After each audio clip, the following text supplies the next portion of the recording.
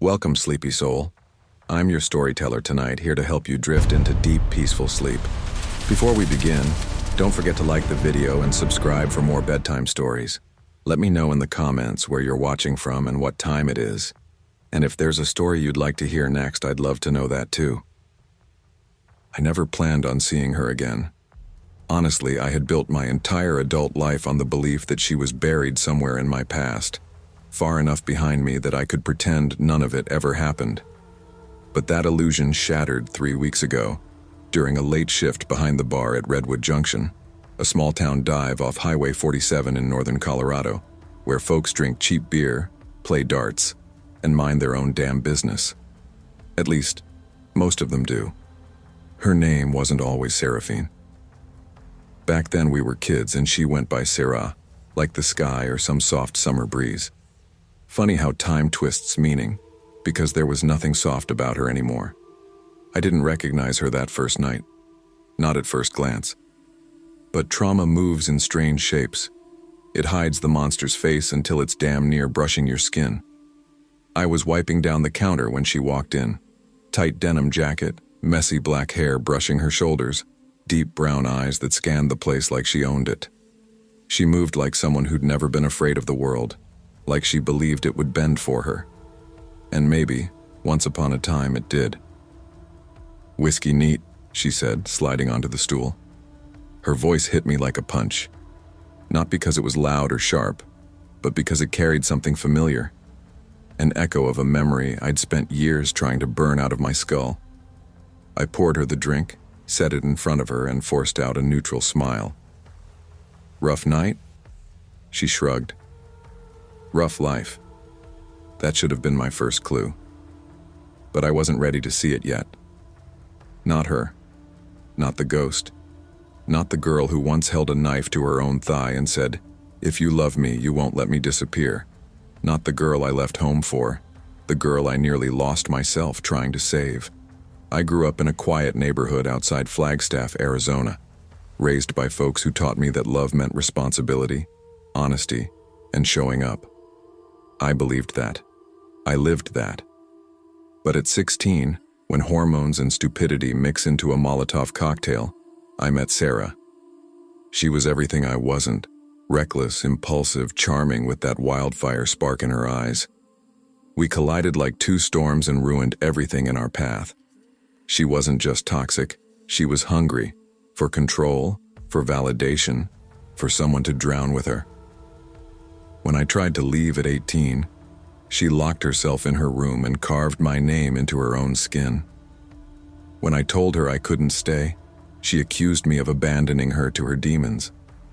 The last night we were together, she threatened my mother, said if I left she would make sure my family felt what it was like to lose someone. That was when I ran. I didn't pack, I didn't write, I didn't look back. The police were involved later. Nothing major, no charges, but enough to make it clear I couldn't be anywhere near her without risking getting sucked into her chaos again. So I left. New town, new job, new life. For 12 years I was safe, until she walked into Redwood Junction like the universe wanted to punish me for daring to feel normal again. "Thanks," she muttered, lifting the whiskey to her lips. Her hands shook, just slightly. Not from fear. Sarah never shook out of fear, but from anticipation. Something had brought her here, and I had a damn good guess what. "You're not from around here," I said, trying to keep it casual. "Nope." She drummed her nails on the counter. "Just passing through." I nodded. "Well, welcome to Junction. Not much to see, but the beer's cheap." She gave a faint smile, then studied my face with a strange tightness. "You look familiar." My heart sprinted. I forced a chuckle. "I get that sometimes." "You have one of those faces," she said. But the way her eyes narrowed made me sick. She was calculating, pulling pieces together. I backed away, wiping down the far end of the bar to keep distance. But she called out again. "Hey, what's your name?" Shit. My real name, Lysander Hawk, was too unusual for her not to remember. "Ben," I lied easily. "Benjamin Hart." She repeated it slowly, as though tasting it. Ben. Then softly, "You sound like him." My throat closed. "Sound like who?" She leaned forward, chin resting on her palm. "Lysander, my old boyfriend." I froze. She didn't say it with hate. She said it with nostalgia, with longing, with that same pull she once used to drag me into the deep end of her madness. "Well," I said quickly, "I'm not him." And I wasn't. Not anymore. But Sarah's eyes were sharp as broken glass. "Maybe not, but you move like him, talk like him, even blink like him." I forced a laugh. "Blink like him? That's new." She didn't laugh back. Instead, she whispered, "He ran away from me." Something cold slid down my spine. "And what would you do?" I asked carefully. "If you found him now?" Her lips curled into something between a smile and a threat. "I'd ask him why he left me to rot." She stayed until closing. I pretended not to recognize her. She pretended not to know the truth. But she watched me. Every move, every shift in my voice, every slip of the hand, like she could read the whole damn map of my past right off my skin. At 1:58 a.m., when we kicked out the last of the locals, she lingered near the pool table pretending to scroll through her phone. "Hey," I said, grabbing chairs and flipping them onto the tables. "Bar's closing." "I know." She pocketed her phone. "You walking to your car?" "No." I lied again. "I've got someone picking me up." Her eyes flickered. Jealousy, even after all these years. "Who?" she asked. "Coworker. Male or female?" I raised an eyebrow. "Does it matter?" She smirked. "It always matters." Jesus Christ, same old Sarah. I motioned toward the door. "Come on, I gotta lock up." She walked out slowly, almost tauntingly, like she wanted me to watch her. When I finally locked the door behind her, I breathed for the first time that night.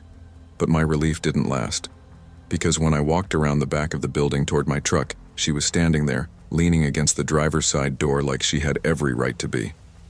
"You lied," she said softly. I froze. "About what?" "You don't have someone picking you up." She stepped closer. "You still walk the same path you used to, around the side, past the dumpster, across the gravel." She knew my steps, my patterns, my fucking muscle memory. "Sarah," I said finally, unable to pretend anymore. "What do you want?" Her expression collapsed, anger melting into heartbreak. "You," she whispered. I took a step back. "Sarah, you need to leave town. You left me first. I had to." "No," she snapped. "You wanted to. You wanted freedom from me. You wanted a life without me. You wanted air that wasn't filled with my breath." "Sarah, say my name again." It wasn't a request. It was a command. I clenched my jaw. "Please, this isn't healthy." "It never was," she said, stepping closer until her breath hit my neck. "But it was real. You know damn well it was real." I tried to move past her, but she blocked me, pressing her palm to my chest. "Lysander," she whispered, and hearing my real name broke something dangerous inside me. "Look at me." I did, and I hated myself for it. Her eyes were wet, furious, starving. "Why did you leave?" "You know why." "No, I know why you said you left." She moved closer. "But I want the real reason. You threatened my family." "So what?" she said without shame. "I was scared you'd leave." "And I did," I said, "because you were hurting yourself, hurting me, hurting everyone." She paused. Then her voice dropped so quiet, I almost didn't catch it. "You were the only thing that ever made me feel like I wasn't alone." My chest tightened. "Sarah, don't pity me," she hissed. "Love me." "That's not how love works." "That's exactly how love works." She grabbed my shirt. "You break me, I break you. You save me, I save you. You hurt me, I hurt you." "That's not love," I said. "That's obsession. It's all I have." She pulled something from her jacket pocket. A bracelet. A thin silver chain with a tiny crescent charm, the one I gave her when we were 17. the one she swore she'd never take off. She placed it in my hand. "You kept it," I whispered. "I never stopped loving you," she murmured. "Not for a single day." "That's not love, Sarah." "It is for me." Before I could react, she launched herself at me, kissing me with a violent desperation that tasted like whiskey, tears, and years of festering emotion. I shoved her back. "Stop." "Why?" she screamed. "Because you're scared you still want me?" "I don't." "You're lying. Sarah, I'm not that boy anymore. And I'm not that girl," she shouted. "I'm worse." There it was. The truth. She lunged again and I grabbed her wrists, pinning them away from me. She fought like hell, her breath ragged, her eyes wild. "Let me go," she yelled. "You need help." "I need you." "No." Her face twisted, anger flooding her features, sharp and dangerous. "If I can't have you," she whispered, "nobody will." "Sarah!" She screamed and tore herself from my grip, running toward the road. "Sarah, wait!" A car honked, long, loud, panicked. Headlights, screeching tires, a thud that felt like the earth cracking in half, a body spinning through the air, my heart stopping, then silence. I ran to her, dropping to my knees beside her broken body. Blood pooled beneath her head. Her breaths were shallow, wet, desperate. "Sarah, oh God, Sarah." Her eyes fluttered open, cloudy with pain. "You came." "Stay with me," I begged, pressing my hands against her wounds. "Please, stay with me." She smiled weakly. "So, you do love me?" I swallowed hard. "I never stopped wanting you to be okay." "That's enough," she whispered. "No, it's not. Don't close your eyes, please." "Lysander," she breathed, fingers brushing my cheek one last time. "Don't run anymore." I cried out, raw, broken, as her chest rose one final time, and didn't fall again. The ambulance arrived 7 minutes too late. The officers asked questions. Witnesses gave statements. The driver who hit her sobbed until his voice cracked. But all I heard was her last whisper. All I saw was the girl I once loved, the woman I once feared, the soul I could never save. I thought running would free me. I thought distance would heal me. I thought time would bury her memory. But toxic love doesn't die. It lingers. It haunts. It clings like smoke to the back of your throat. Even now, weeks later, when I walk past Redwood Junction and see the traffic lights reflecting off the asphalt, I swear I hear her voice in the cold night air. "Lysander, don't run anymore." And sometimes, God help me, I almost turn around. I never thought love could rot. Not the romantic kind, at least. I always believed toxic love was something that happened to other people, the ones who ignored red flags or stayed with the wrong person just because they feared loneliness more than pain. I grew up promising myself I'd never be one of them. But life has a sick sense of humor. It waits until you're finally stable, finally breathing, finally feeling like a real adult.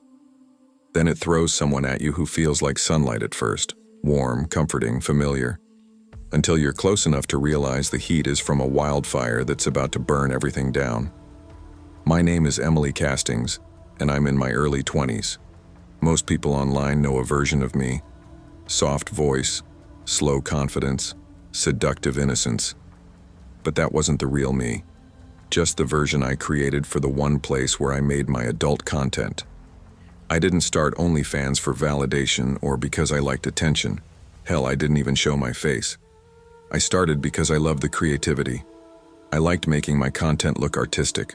Warm lights, soft shadows, carefully crafted poses that felt like storytelling. And I liked the money. Let's not lie. But I wasn't addicted to the cash. If anything, I got hooked on the control.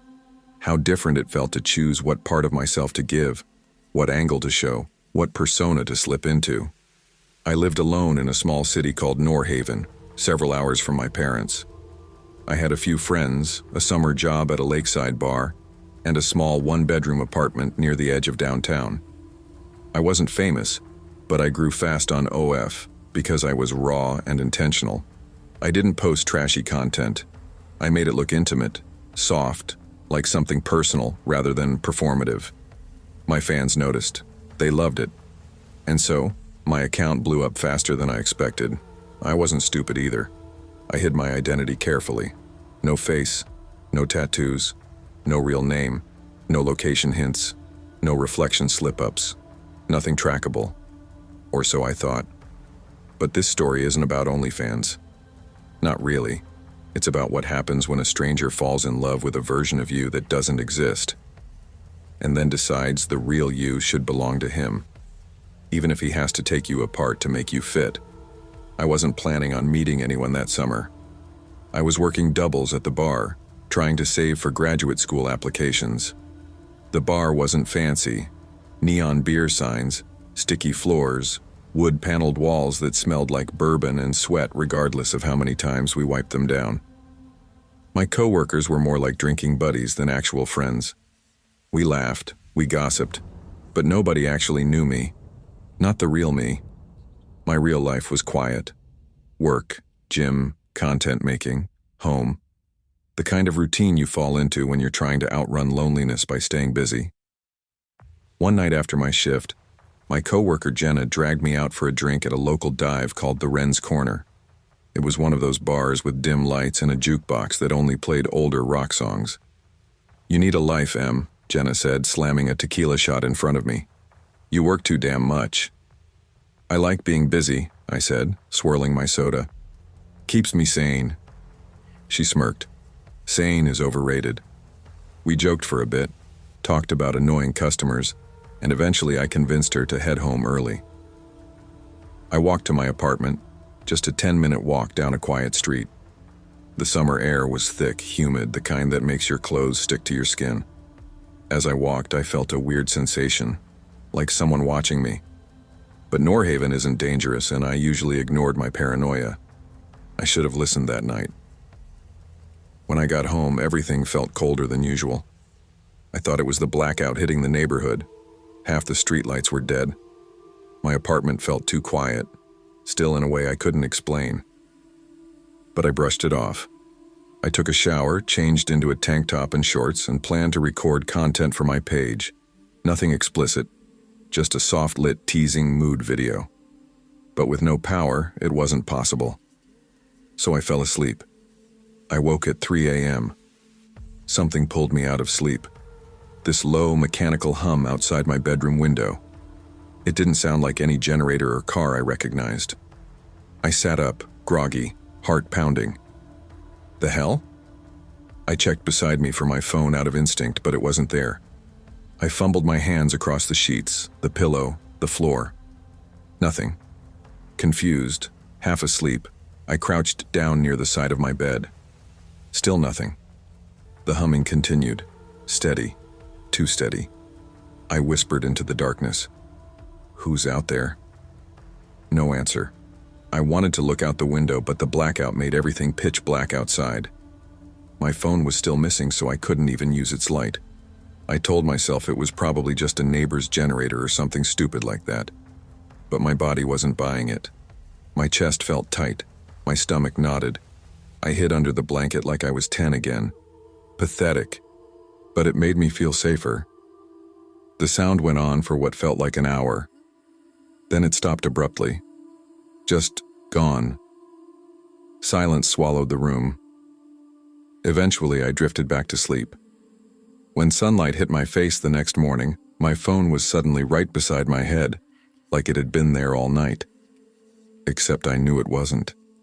And under it was a folded piece of paper. My throat tightened as I opened it. "You look pretty innocent when you sleep, not like when you put on a show for the camera." A kiss mark stained the bottom. Bright red lipstick, my shade. I dropped everything and backed away so fast I hit the wall. My breath came in gasps. This wasn't possible. No one knew where I lived. No one knew my real name. No one could connect my content to the real me, unless someone had been inside my home. I didn't move for a long time. I sat on the bed, knees pulled to my chest, listening for any sound. Eventually, I convinced myself to check the apartment. Kitchen, fine. Bathroom, fine. Living room, fine. Front door, locked. Everything was normal, but nothing felt normal. I called Jenna, hands trembling. "Hey, you good?" She answered groggily. "Someone was in my apartment," I whispered. "Whoa, what? Did you get robbed?" "No. They left a note." "What kind of note?" I hesitated. There was no way to explain this without revealing what I did online. "It's complicated," I said. She kept pressing, but I shut down the conversation. I didn't want anyone knowing. Not yet. I considered calling the cops, but what would I even say? "Hey, officer. Someone broke into my apartment, didn't steal anything, didn't leave fingerprints, didn't leave signs of forced entry, just a creepy note referencing my OnlyFans." Yeah, no. They'd write me off as paranoid. So I went to work and pretended everything was normal. But that night, I noticed the closet door had shifted a few inches from where I remembered leaving it. I didn't open it. I didn't breathe near it. I slept on the couch. 2 days later, I received a new message on OF from a username I didn't recognize. Solace in Ruin. He had been following me for months, occasionally tipping small amounts, never talking. But his message hit like ice. "You sleep peacefully. I like that about you." I froze. This couldn't be coincidence. I wrote back carefully. "I don't share personal info. Please keep things respectful." Within seconds he replied, "I know. I've been watching long before you knew about me." My heartbeat was a hammer. I blocked him instantly. But blocking only works when a person is behind a screen. 3 nights after the note, I heard a new noise. A soft click inside the apartment. Not from outside. Inside. My blood turned cold. I grabbed my phone, dialed emergency, but the line wouldn't connect. At first, I blamed signal issues until I realized my Wi-Fi was unplugged, and the router cord had been cut clean through. I stepped back slowly. My bathroom door was closed. My closet door was closed. The kitchen pantry door was cracked open. Too many places for something or someone to hide. "Hello?" I whispered. No answer. I backed toward the front door and tugged on the handle. It didn't budge. Locked, deadlocked, from the inside. Panic surged through me. My window wouldn't lift either. I pounded on it, screamed for help. No one heard. My street was practically a ghost town at night. Then, a door behind me clicked open. I spun around fast, back pressing against the window, chest heaving. "Please," I whispered. Just take whatever you want." A shadow moved. Footsteps. Slow. Deliberate. Then he stepped into the light from the window. He wasn't old, late 20s maybe. Tall, at least 6'3". Dark hair, messy. A jagged scar running from his cheekbone to his jaw. He wore a ripped black hoodie and jeans stained with something dark. His eyes were gentle at first glance, but dead behind the softness. "Morning, Angel," he murmured casually, voice low. "Or whatever time it is. You scream loud. Cute, but kinda pointless." My stomach flipped. He knew my OF username. He knew how I slept. He knew my lipstick. He had been in my house before, probably many times. Who are you?" I stammered. He smiled. A slow, infuriating smile like I'd just asked something silly. "You know me," he said. "Not this face, maybe. But you know me." I shook my head. "No, I don't." "Sure you do," he whispered. "Solace in Ruin." My limbs went numb. He stepped closer, fingers brushing my arm almost softly. "You gave me so much of yourself online," he said. "Your movements, your breath, your rhythm. You think I wouldn't recognize you walking down the street? You think I wouldn't know the body I've memorized?" My voice barely worked. "You tracked me down?" He tilted his head. "Tracked? Baby, you're not that hard to love." Love. He used the word like it wasn't poison. "I don't know you. I murmured.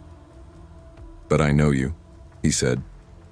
And honestly, I think you want someone like me, someone who sees the version of you that you hide.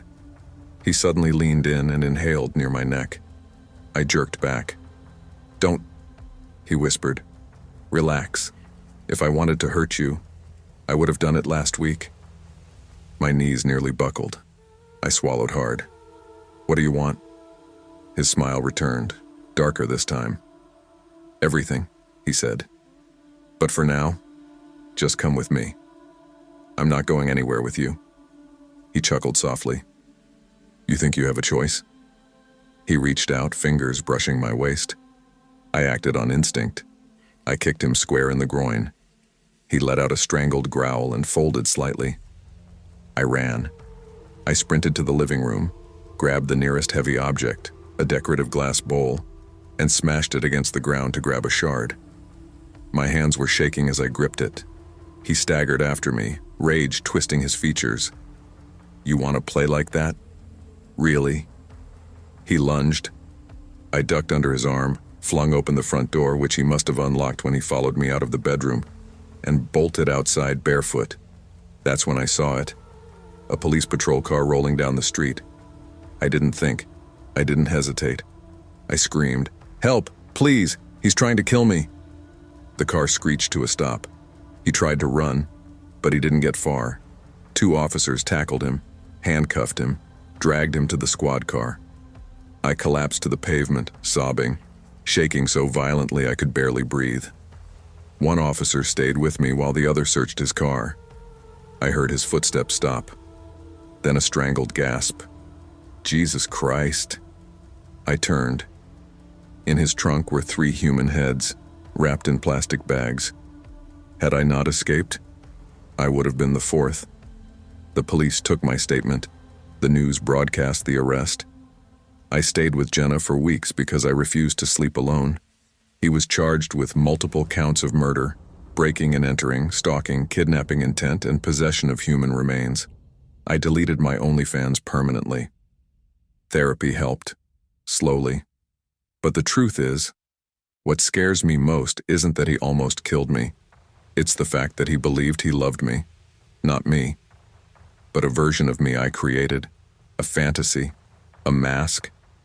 Sometimes at night, I wonder how many people fall in love with masks, and how many of them will break the world to get to the person underneath. I don't film myself anymore. I don't play to the camera. I don't let strangers desire me. Now I give myself pleasure only for myself, the way it was supposed to be, the way it's safe. I never planned to go back to Crescent Hill. I swore the night I left that town, drenched in rain and shaking so hard I could barely breathe, would be the last time I ever touched its cracked sidewalks. But life has a strange way of dragging you back to the places you fear the most, and maybe the people you fear the most.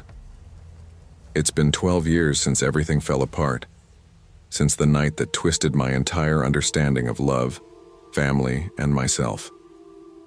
Every Halloween morning, no matter where I am, I wake up sweating, heart pounding like I'm still there. Like I'm back in that damn house with the flickering lights and the screaming and the smell of burning wires. People love to say trauma fades with time. Those people never lived through the kind of love that destroys you slowly, like rot under floorboards.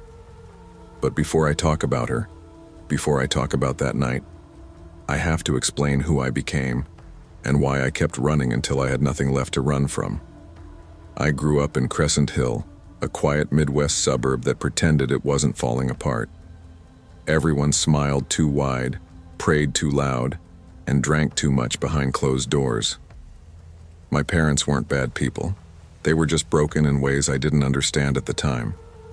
My mom, Leanne, was soft-spoken, one of those women who apologized even when she sneezed. My dad, Rodney, believed every problem could be solved by tightening something. Pipes, belts, rules, emotions, it didn't matter. If it broke, he tightened. If it wasn't broken, he tightened anyway. I was 16 then. Awkward, quiet, the kind of teenager who tries to blend into walls. the kind who hangs out in the AV room at school just to avoid being seen. But she saw me. Her name was Rivka Hale, a girl with auburn hair, freckles across her cheeks, and a stare that made you feel like she was seeing every lie you'd ever tried to hide. She didn't walk into rooms. She arrived, like a gust of wind that shoved everyone else aside. I met her at a fall festival downtown. She was standing by the pumpkin carving booth with a plastic knife in her hand and an expression like she owned the whole damn street. "You look bored," she said. "I'm, not bored," I stuttered. "You're lying," she replied with a small smirk. I like that. I should have walked away, but toxic love never starts with warning signs. It starts with sparks. Rivka was fire, beautiful, dangerous, warm when she wanted to be, scorching when she didn't. She texted me at all hours.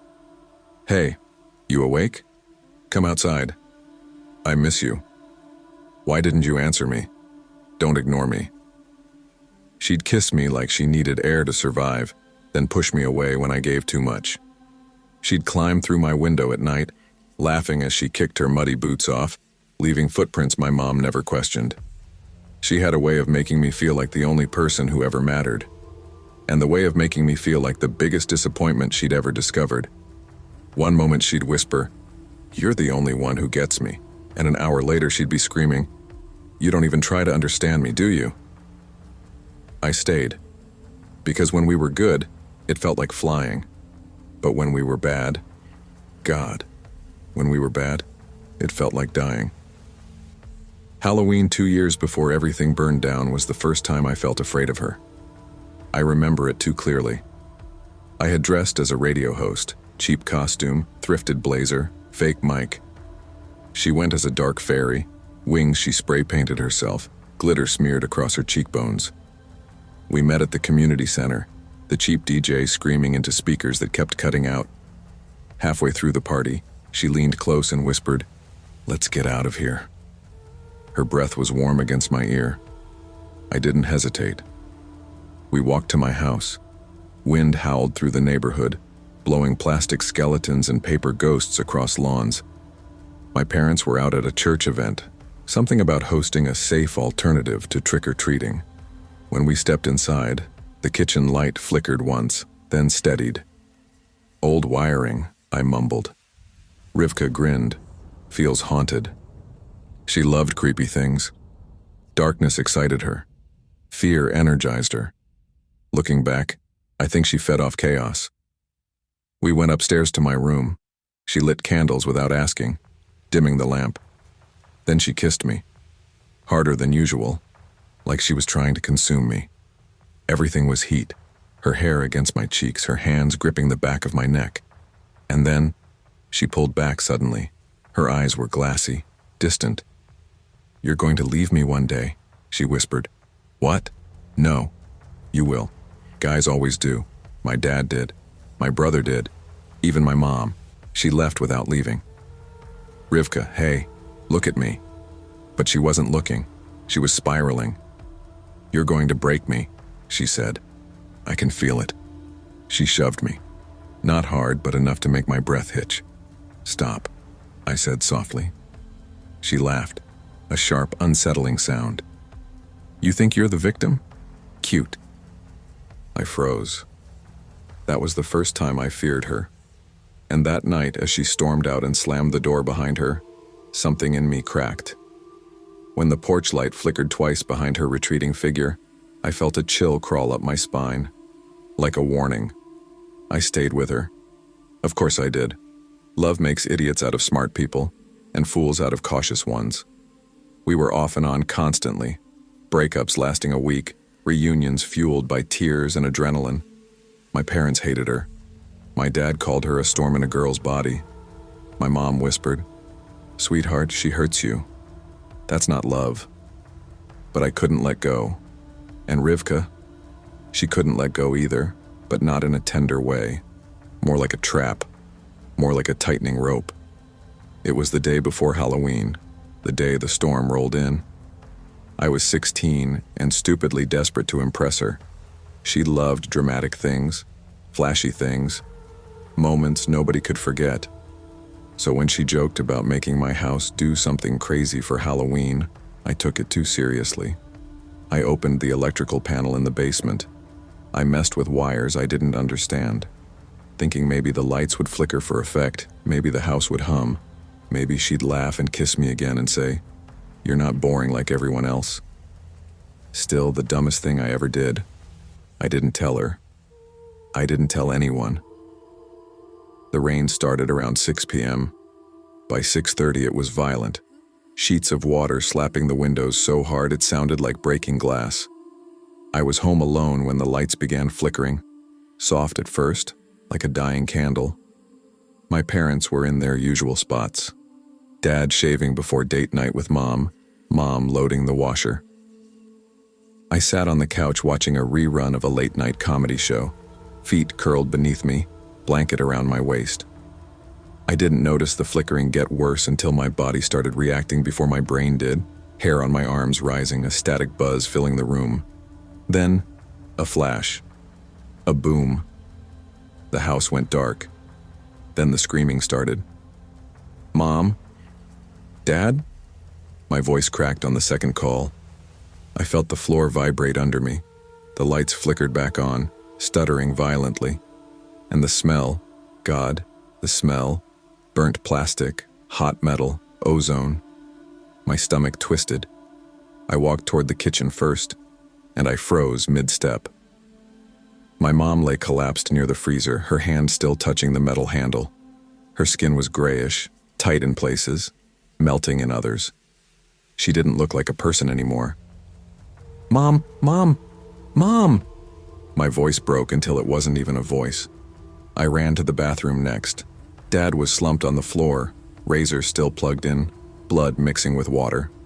The cut on his face was too deep, too jagged, as if he'd fallen mid-shave and the electrical surge had done the rest. I couldn't breathe, couldn't think, couldn't understand. I called 911.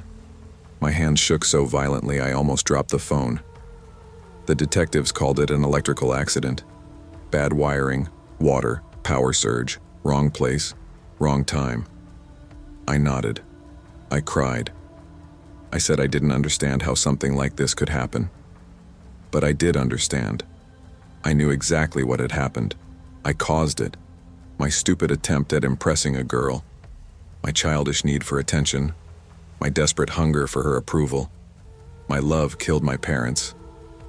I didn't tell a soul. Not then. Not ever. I packed my things and left Crescent Hill 3 months later. I thought I'd healed. I built a new life. New job, new apartment, new friends, new routines. No Rivka, no storms, no broken circuits. But trauma has a way of cracking open again. This Halloween morning, the alarm jolted me awake like a slap. I hadn't set the special second alarm in years, the one I reserved for days I never wanted to remember. When it rang again, the tone hit me like a memory I didn't agree to revisit. I groaned, rubbed my face, sat up, and froze. Someone was knocking on my door. 3 sharp knocks. Then a soft voice. "I know you're awake." My blood turned to frost. I knew that voice. No, it wasn't possible. It couldn't be. I opened the door slowly, and there she was. Rivka Hale, 12 years older, but the same wild eyes, the same unsettling smile. "Hey, stranger," she said, leaning against the frame like she never left. I couldn't speak. "You look like you've seen a ghost," she teased. "What are you doing here?" "Oh, come on," she said, brushing past me into the apartment. "Is that any way to greet the love of your life?" "Rivka, we haven't talked in years." "Yes," she said with a tilt of her head. "But you still think about me every Halloween." How do you know that?" She smirked. "You forget. I know you better than you know yourself." I stepped back. "Why are you here, Rivka?" She turned, eyes dark and glimmering, almost electric. "I came to finish what we started." I swallowed. "We didn't start anything." She laughed softly. "Oh, sweetheart, you really don't get it, do you?" She moved closer. "You think I didn't know?" she said, voice dropping to a whisper. "About the wires, about the breaker, about what you did." My heart stopped. "No, Rivka, please." "Shh." She placed a finger on my mouth. Her skin was ice cold. "You did it for me," she whispered. "To impress me, to make the night special." My breath shook. I was a kid. I didn't know. "You loved me." She smiled. "And love is supposed to hurt."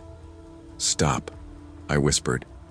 She stepped even closer until her forehead touched mine.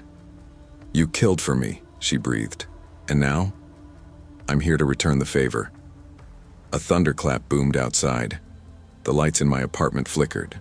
Once, twice, then held. Rivka's smile widened. "You feel that?" she whispered. "That's the storm, just like back then. I brought it with me."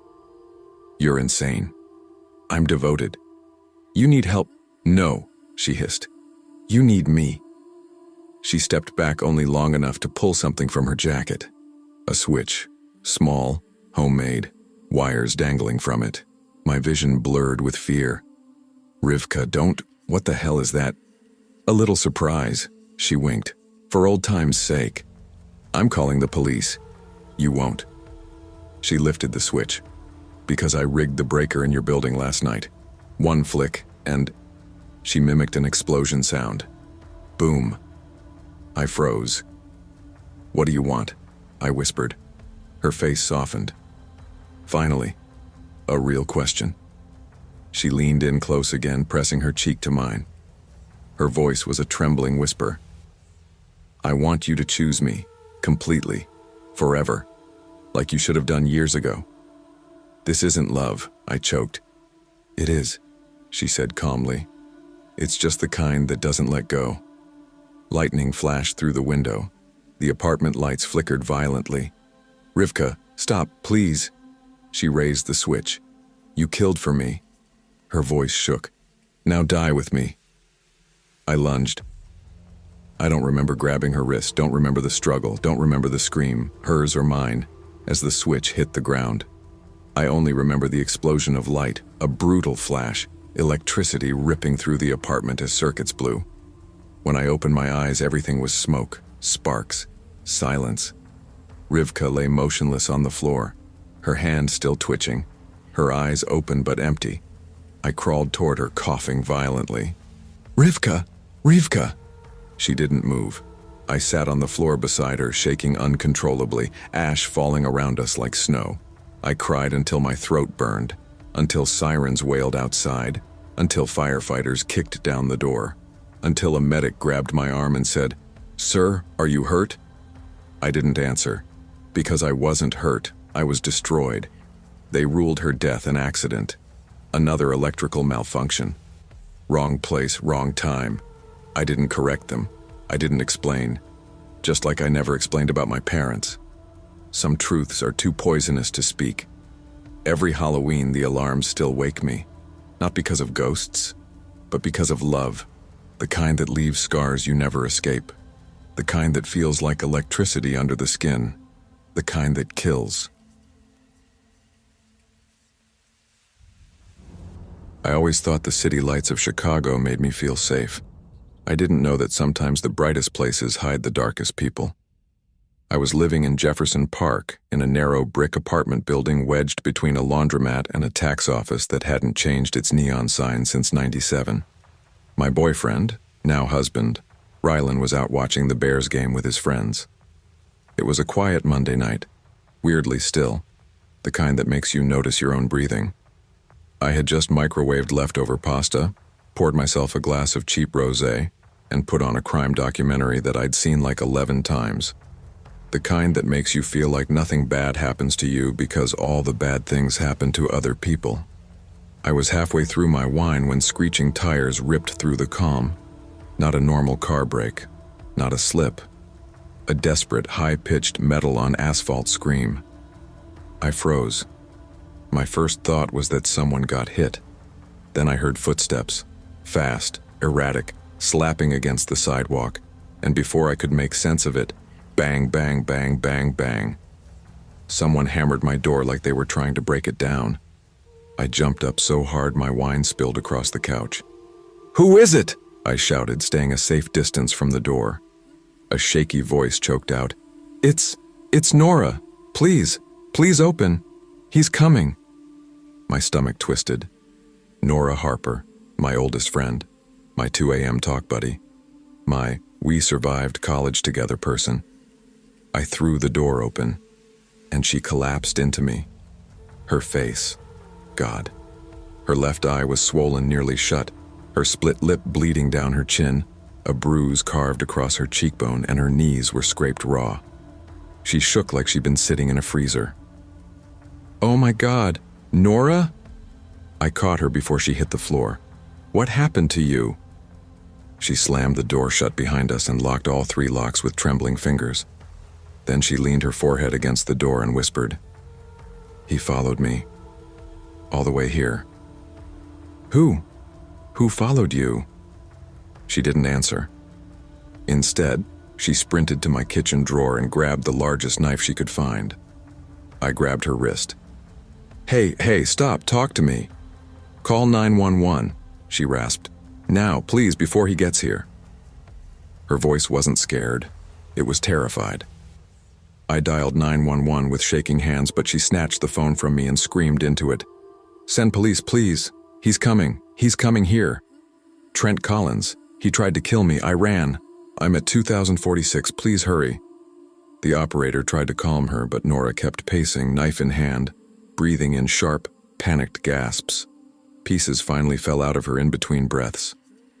"I broke up with him months ago." He wouldn't let go. He stalked me. He hacked my social media. He kept showing up at my job. I filed a report. Nothing happened. He broke into my apartment tonight. He hit me, choked me, kept saying, "If I can't have you, nobody can." I pretended to pass out. I ran to my car. He chased me. She wiped fresh blood from her mouth, and he followed me all the way here. Before I could respond, she froze mid-sentence. Her eyes went wide. Her entire body stiffened like ice. He found me. I turned toward the window. Headlights flooded the block. A black Dodge Charger screeched to a stop, and a man got out. Huge, shaved head, tattooed knuckles, shoulders filling the entire frame of my window. His jaw clenched like someone seconds from exploding. "That's him," Nora whispered. "That's Trent. Her ex, her stalker, her nightmare." He stormed toward my building. I grabbed Nora. "Get away from the window, get back." But before we could move, bang, bang, bang, bang, bang, he pounded on my front door. "Nora, open the goddamn door, now." His voice boomed through the entire apartment. I held Nora behind me. She clung to my hoodie, her breath sharp and broken. "Police are coming," I said loud enough for him to hear. He laughed. Actually laughed. "You think cops scare me? I'm not leaving without her." He jiggled the door handle so violently I thought it would snap off. "Come on, baby, you know you're mine," Nora whimpered. Then he kicked the door. The entire frame shook. I stumbled backward with her as he kicked again, harder. My wall clock rattled. He was going to break in. I grabbed the pepper spray from my drawer, pulled Nora behind the couch and whispered, "Stay low, stay quiet." But Nora's breathing was too loud, too panicked. He kicked the door again. The wood cracked. I dialed 911 again. "Where are the officers?" I shouted. "He's breaking in." "They're 2 minutes away," the dispatcher said. He didn't have 2 minutes. I didn't have 2 minutes. Another kick, and the wood splintered near the lock. Nora shrieked and covered her mouth. "Baby!" Trent roared. "Don't make this worse!" He slammed his shoulder into the door. Then again, the lock bent inward. One more hit and he'd be inside. I looked around desperately. My only options: kitchen, back hallway, bathroom, bedroom window, bedroom window. "Come on," I whispered. "We're climbing out." I grabbed Nora's hand and dragged her down the hallway as Trent screamed on the other side of the door. We reached my bedroom. I shoved the window open. It led to a narrow fire escape above the alley. "Hurry, Nora. Go." She crawled halfway out. Crash! The front door exploded inward. "Nora!" His voice shook the whole apartment. "Go!" I pushed her through the window. Footsteps thundered down the hallway. He was coming. I threw myself out after her just as Trent burst into the bedroom. His hand closed around my ankle. He yanked me back so hard my chin smacked the windowsill. I screamed and kicked, my heel smashing into his jaw. He roared in pain, released me, and I scrambled out onto the fire escape. "Nora, run!" I shouted. She was already climbing down the rusted stairs. I followed her, half running, half falling. Trent lunged out the window behind us. "You think you can hide from me?" He leapt onto the fire escape, the metal groaning under his weight. We ran down the stairs, our footsteps echoing through the alley. Nora was crying openly now. "He's gonna catch us. Oh God, he's gonna catch us." "No, he won't. Keep going." We reached the bottom and sprinted toward the street. But Trent was faster. He jumped the last 10 feet of the fire escape and landed like a monster, hitting the ground. He grabbed Nora by her hood and yanked her backwards. She screamed as she fell. "Stop!" I yelled, running toward them. Trent raised his fist, and then sirens. Red and blue lights exploded across the alley. He froze mid-swing. 3 squad cars screeched into the street, officers running out with guns drawn. "Get on the ground now. Hands where we can see them," Trent snarled, backing away. For a second I thought he was going to run or attack. Instead, he pointed at Nora. "See you soon, baby," and smiled. Then he dropped to his knees. Officers swarmed him, tackled him, cuffed him, shoved him into the cruiser while he laughed the entire time. Nora collapsed into my arms, sobbing. "It's over," I whispered. "You're safe now." But she shook her head. No, I'm not." I frowned. "What are you talking about?" Her eyes drifted past me, staring at the dark alley like she expected him to step out of it again. She whispered, "I know him. He doesn't stop, not even in jail." I hugged her tighter, and she was right. Trent didn't stop. Not the next week, not the next month, not even years later. The calls, the threats, the letters through different names, the whispers that he'd get out early. Nora moved states, changed her number, changed her life. But trauma doesn't listen to relocation. And some nights, like tonight, when wind hits my windows just right and footsteps echo in the alley behind my building, I swear I still hear his voice outside my door. "Baby, open up." I never imagined the person I loved most would be the same person I'd one day fear walking through the door. But that's what happens with toxic love. You don't recognize the transformation until the version you're looking at isn't even close to the one you remember. If someone had shown me a photo of myself now, sitting in a dim car at 1:37 a.m., hands shaking, trying to catch my breath, I would have sworn it was someone else, someone weaker, someone blind, someone who stayed too long. But it's me.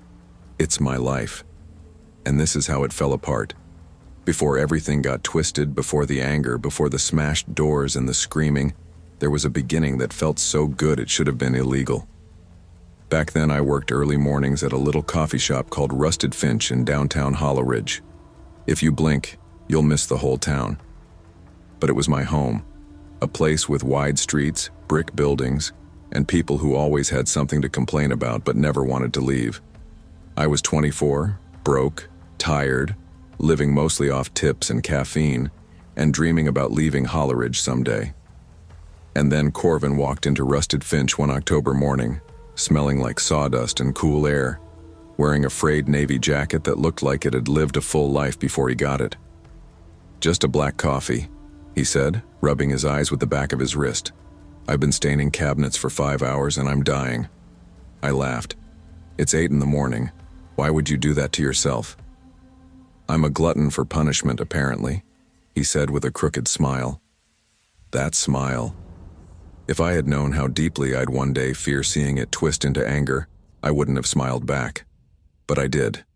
Corvin kept coming in, Same drink, same tired grin, same spot by the window. I'd catch him watching me tie my apron or fix my hair behind my ear. He wasn't creepy. He was soft, observant, gentle in a way that made me feel like I mattered. One morning he said, "You know, if the world had more people with your kind of laugh, it might suck a little less." My stomach flipped. That was the first time I felt it. The warmth, the pull, the beginning of something I thought was love. If only beginnings warned you about endings. The first real red flag came 8 months into the relationship. But like most people, I painted it beige, covered it with excuses, smoothed its edges so it didn't scratch me.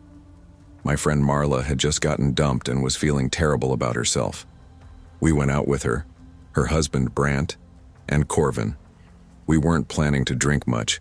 Marla said she just wanted to get out of the house before I lose my damn mind. By midnight, she'd had a few too many and realized she'd forgotten her wallet. I didn't even hesitate. We covered her drinks.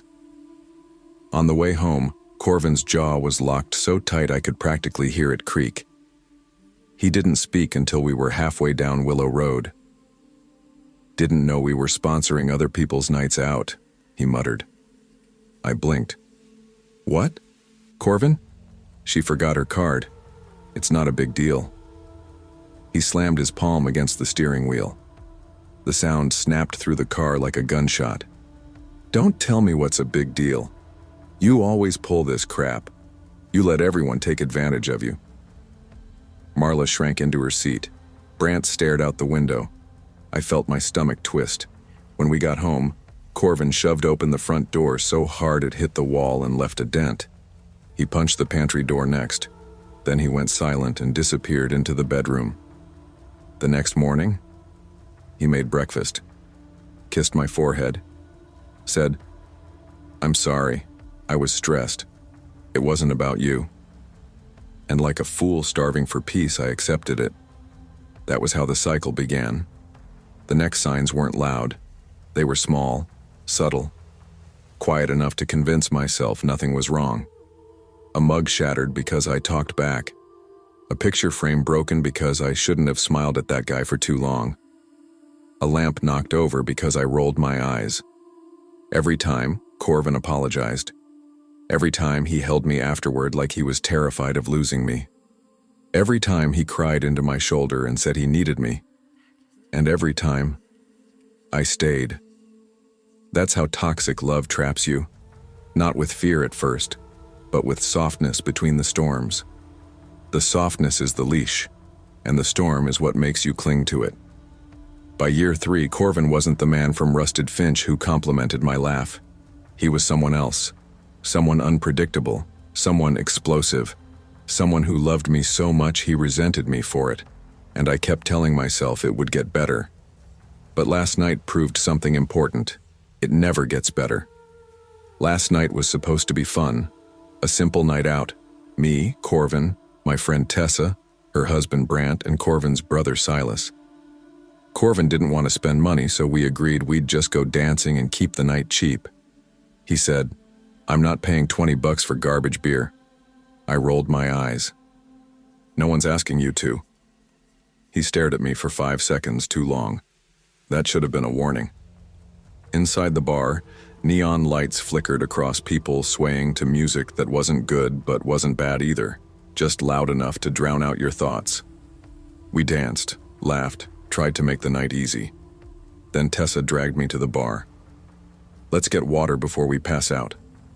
While we waited, a guy at the counter glanced over at us. He was maybe 30, clean cut, not creepy. He raised his glass slightly.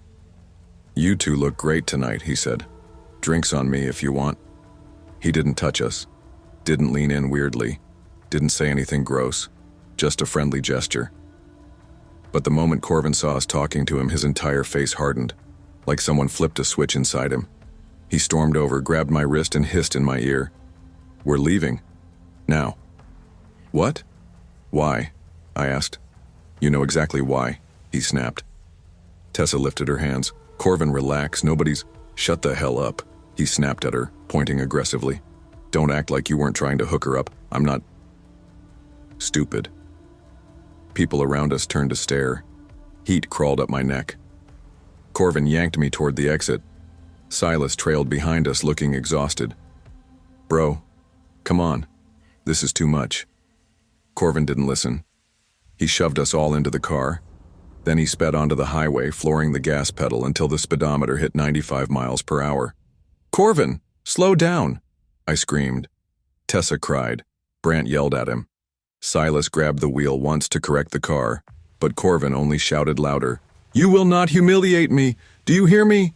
You don't ever disrespect me in front of people. When we screeched into our driveway, he jumped out. He pointed in Tessa's face. You betrayed me. You tried to embarrass me. You're a snake. Then he stomped down the street and took a taxi somewhere we didn't know. And just like that, the night shattered. He texted me once, just once. Corvin, you caused everything. You disrespected me. You deserved it. I stared at that message for so long my vision blurred, and for the first time in 3 years, the guilt didn't win. Instead, something much heavier settled in my chest. Truth. I realized that if Tessa had been sitting in my place last night, she might not be alive right now. If Silas hadn't grabbed the wheel, maybe none of us would have made it home. Corvin didn't just have a temper, he was dangerous, uncontrolled, explosive. The kind of man who would rather terrify me than let himself feel insecure. No apology could fix that. No amount of love could excuse that. No fear could justify staying. But the truth hurts worse when you can't afford to act on it. Rent was too high. My savings were too low. I didn't have family to go to. My friends had families, responsibilities, kids. I felt completely trapped. And toxic love thrives on your lack of options. Tonight, after hours of replaying everything, I walked around the apartment and touched the things he had broken over the years, silent markers of every moment. I convinced myself it wasn't that bad. The dent in the hallway baseboard, the cracked tile, the splintered door frame, the picture frame he shattered the night he said, "You don't listen." Every mark told a story. Every story pointed to one truth. If I stayed, one day I wouldn't be as lucky as last night. So I did something terrifying, something my past self wouldn't recognize. I packed a backpack, just one. Clothes, wallet, my ID, the photograph of my mother. Then I texted Tessa. Me, can I stay with you, even just tonight? Tessa, yes, right now. Get here, please. I locked the apartment door, walked to my car, sat behind the wheel. And for the first time in 3 years, I felt air fill my lungs completely. Not fear, not guilt, not dread. Just breathing, just freedom. Just the first step out of hell. It wasn't a clean ending, it wasn't perfect, but it was real. And real is enough.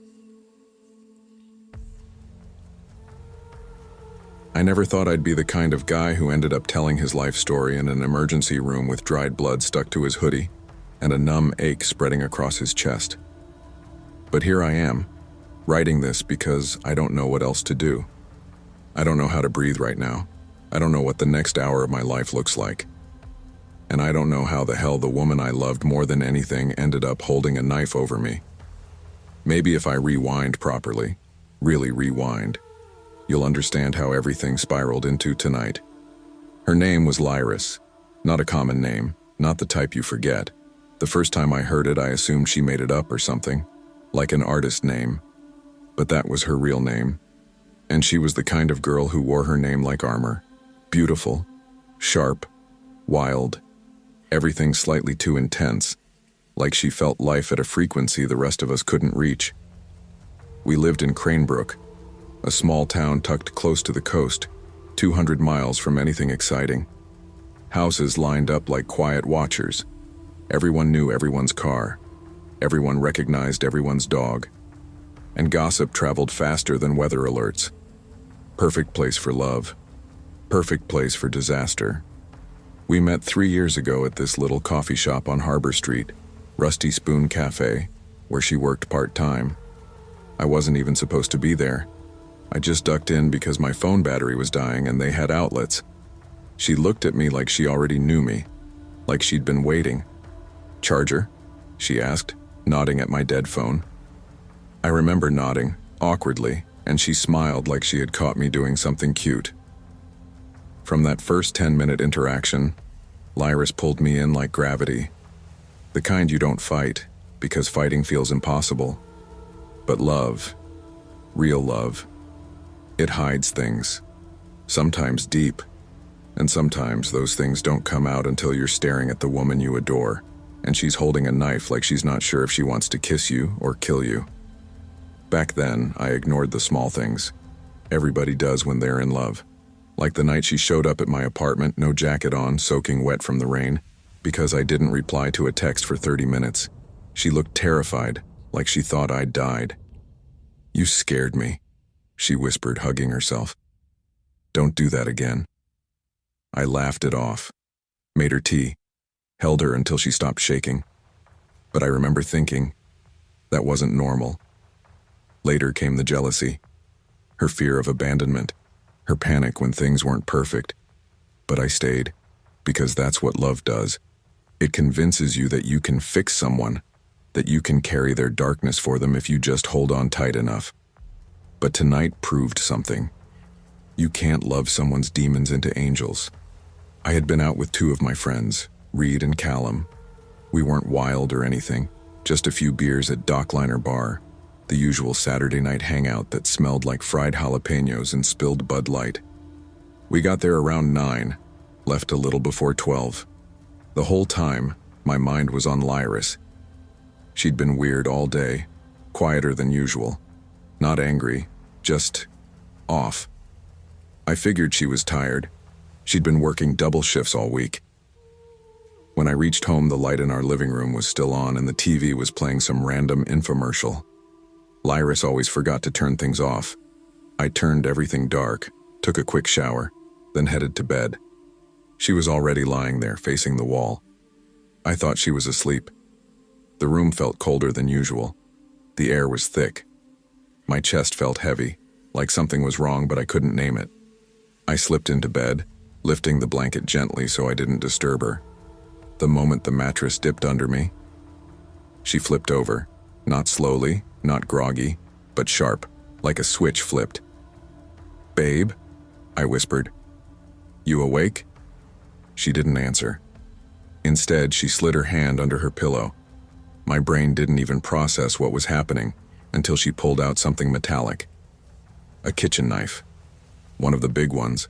The one she always used to cut watermelon. "Lyris, what the hell?" She didn't scream. She didn't cry. She didn't say a word. She just lunged. I jerked sideways and fell off the bed, landing on my shoulder, the shock rattling my teeth. My phone was still in my hand. Thank God. She swung again, but the knife only grazed me that time, warm pain exploding across my upper chest and shoulder. "Lyris, stop!" I yelled, backing away on my hands and feet. Her hair covered half her face. Her eyes looked wild, but lost, like she wasn't fully there. But there was something else too. Regret? Fear? Hatred? I still don't know. She didn't chase me. She just stood there at the edge of the bed as I scrambled out of the room. I ran barefoot outside, chest burning, blood dripping down my front. 911, I stood in the middle of the street, heart pounding so hard it shook my ribs. Cranebrook was dead quiet at that hour, porch lights glowing, a dog barking far away, the faint rustle of trees. I dialed 911 with shaking hands. "Emergency services, what's your situation?" My girlfriend, she tried to stab me. She's inside. She has a knife. Please, please." The operator kept telling me to breathe. But how the hell do you breathe when the person you love just tried to put a knife in your chest? I touched my shirt and felt warmth. Sticky, thick. I looked down and saw a dark patch growing over the fabric. I felt dizzy. My legs wobbled. My vision blurred. And somehow, I still said, "Please go easy on her. Something's wrong with her. She wasn't herself. Please don't hurt her." Even bleeding out, I was still protecting her. That's toxic love in its purest form. 2 patrol cars came first, then an ambulance. The medics helped me onto the stretcher. The moment they pressed a gauze pad onto the wound, the real pain hit me. Sharp, burning, like fire ripping beneath my skin. I swear I nearly blacked out. One of the EMTs said, "Sir, stay with me. Hey, look at me. What's your name?" "Jace," I muttered. "All right, Jace, we're gonna take care of you. You're safe now." Safe. Was I? Because my heart felt like it had been ripped open, stitched together wrong, and left trembling. Meanwhile, officers rushed into our house. I heard shouting, feet pounding up the stairs, doors slamming open. Then quiet. They found her sitting on the bed, knife on the floor, hands covering her mouth, crying so hard she could barely breathe. When they led her out in handcuffs, she didn't look at me. Maybe she couldn't. I got stitched up, 7 stitches across my shoulder. They said I was lucky. If the knife had gone half an inch deeper. They didn't finish the sentence. I already knew. I would have been dead. I've been sitting here for hours. The hospital smells like antiseptic and cold floors. A monitor beeps somewhere down the hall. A security guard is nodding off by the entrance. Every time I close my eyes, I see her face, her hand under the pillow, the glint of the blade. Was she going to kill me? Or was she scared of something? Was it a mental break? Was it me? Was it her past? I don't know. But I know this. I love her. And I'm terrified of her. Both truths can exist at once.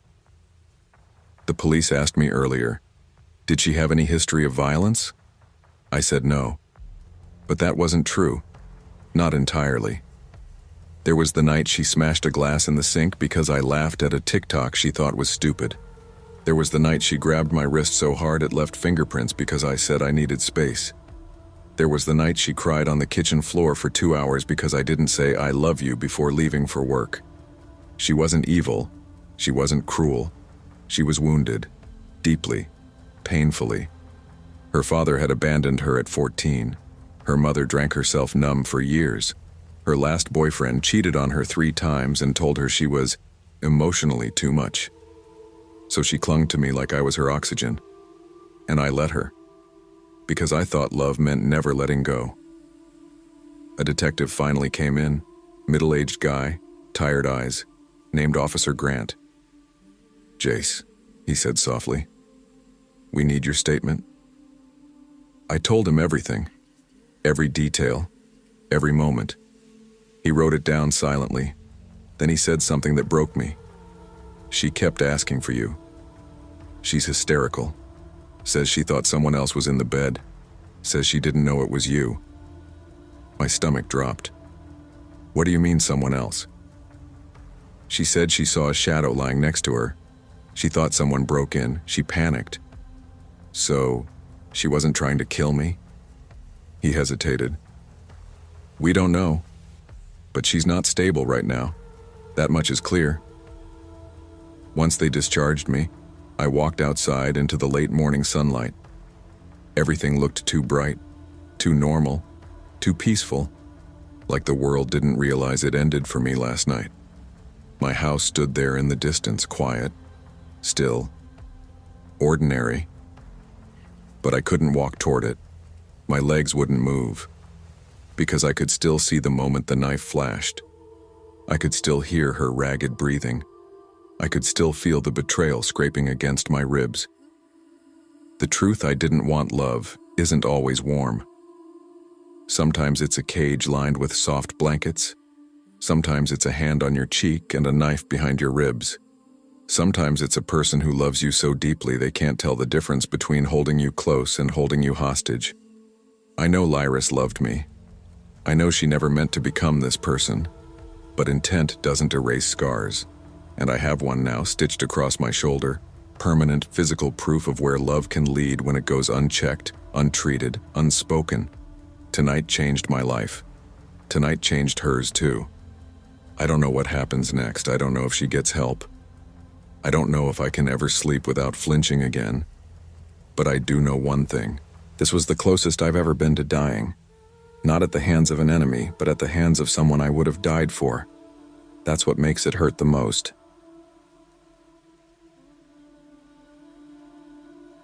I didn't realize how fast a home can stop feeling like a home until the night someone you love decides you don't deserve air. The winter storms had just started rolling through Northridge, Michigan, and I was exhausted from my holiday shifts at the store. I'd tossed my jacket onto the couch, kicked off my shoes, and collapsed in front of the space heater with a cup of cheap hot chocolate. My phone buzzed on the coffee table, just one little notification, but that single buzz cracked my entire life open. It was my Instagram archive, an old video of me laughing with my childhood friend Lauren at a summer lake party. I had archived it months ago after my boyfriend Cade said it made me look way too available. I didn't repost it, I didn't touch it, it just reappeared. Some glitch. But Cade didn't think so. He walked in without knocking, he had a key. And back then, I still thought that meant trust. The door swung open and slammed into the stopper. "What the hell is this?" he said, holding up his phone like a cop flashing a warrant. I blinked, confused. "What?" "This video." He shoved it toward me. "You posting this again now? The week before Christmas, you think I'm stupid?" "It's archived, Cade. I didn't post anything, it glitched. People said Instagram does that sometimes." "Bullshit," he muttered, jaw tightening. "Why is he touching your waist? Why are you smiling like that? You trying to get guys hyped up for the holidays? What are you even talking about?" I laughed nervously. Wrong move.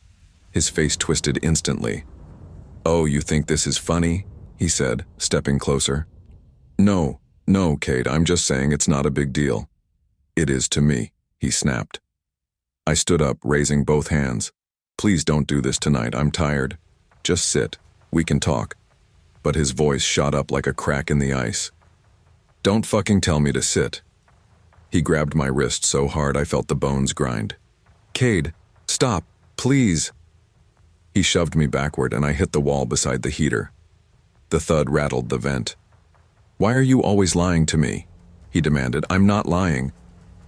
"You think I'm stupid enough to believe this was a glitch? Guys don't just touch girls like that unless something was going on." "It was 6 years ago," I yelled. "We were kids." "Kids," he repeated mockingly, and something snapped behind his eyes. He grabbed my throat, not hard at first, just a warning, but then he squeezed. Harder, harder. "Cade, stop, please, I can't." "Say you're sorry," he hissed. "What? For what?" "I didn't." His fingers tightened like a clamp. My vision pulsed. I clawed at his arm. "Cade, please, I can't breathe." He shoved me again, and I smacked the floor, my head connecting briefly with the baseboard. A bright flash tore across my vision. I gasped, choking. "Cade!" I screamed. "Stop!" But he was already on me again. This time, both hands wrapped around my neck, and all I could think was, this is how people die in stupid apartments in quiet towns. My last sight before everything blacked out was the flickering Christmas lights across the room, the ones he insisted we put up together. Then nothing, just a pit of black. I was on my back, no concept of time, no idea how I got from standing to the cold wooden floor. And Cade was crouched over me, taking a picture. The shutter sound was quiet, but it felt like a bullet. "You look real peaceful when you're not running your mouth," he said coldly. I don't remember him doing it. My memory cuts clean, standing, then on the floor. When I tried to sit up, my head spun like a loose wheel. "You done?" he asked. "Or you want to keep pissing me off?" "Cade, you strangled me. You always exaggerate everything." I blacked out. "You passed out," he corrected, shrugging. "Don't be dramatic." My hands shook. My chest felt like it was collapsing inward. The fear wasn't immediate, it was delayed, like my body needed a minute to register that I was still alive. "Cade, leave," I whispered. He laughed, not loudly, but in a way that felt like he was laughing inside my skull. "This is my place too," he said. "You think you can kick me out?" After everything I do for you? You almost killed me, I croaked. I barely touched you, he said. Quit acting. He walked into the kitchen, opened my fridge, and cracked open a beer like we'd just had a stupid little argument about dishes. I sat on the floor until my hands stopped trembling enough to grab my phone. But when I reached for it, he had already taken it and placed it in his pocket. You're not calling anyone, he said calmly. We're not dragging other people into this. That tone, soft, low, collected, scared me more than the yelling. I realized then, he didn't lose control. He let go. I didn't want to tell anyone. I didn't want to ruin his life. That's the sick part of toxic love. You're bleeding, but you're worried about staining their clothes. My parents, Sandra and Harold, noticed the marks on my neck when they came by to drop off holiday cookies. What happened to you? My mom gasped. I fell into the shelf, I lied. You think we're idiots? My dad said, stepping closer. Who did this? But I stayed quiet, because I still loved him, because I didn't want him in jail, because I didn't want the small-town gossip mill ripping through my life. It wasn't until Cade sent me the picture of me unconscious with the message, "Told you shouldn't test me," that I broke. I showed my mom. She went white. My dad grabbed his coat and wanted to drive straight to Cade's apartment. It took both me and my mother to stop him. We need the police, my mom whispered. This is not normal. This is not love. I don't want to, I said, crying. He'll hate me. He could have killed you, she choked. But I still hesitated. Love turns your brain into wet cement. Everything gets stuck. My mom finally called the police herself. Deputy Collins took photos of my neck and bruises. He looked at me for a long moment and said, "You know, most people we bring in for strangulation don't come in twice. They either leave or they die the second time." That sentence cracked something in me. They arrested Cade. He was out the same day, bonded out like nothing happened. And the moment I heard it, fear replaced guilt. Because now I knew. I would have to see him in court for the restraining order hearing. I would have to look at the man who held my life in his hands. And I didn't think I could survive that. Every night after his arrest, I woke up to phantom hands around my throat. I'd jump awake gasping, clawing at my own skin, convinced he was in the room. I slept with the lights on. I slept with the door locked, chair under the knob. I slept on the couch some nights because my bedroom felt unsafe. Even then, nightmares came. In one dream, he lifted me off the ground by my throat like I weighed nothing. In another, he whispered in my ear, calm and slow, "I'm not done with you." I woke shaking, chest burning, unable to breathe. When the day came, I sat outside the courtroom, arms wrapped around myself, rocking slightly. My mom held my hand. "You don't have to speak," she said gently. The judge read everything. "I don't want to see him," I whispered. "Mom, I can't." "You're safe," she said, but even she didn't sound convinced.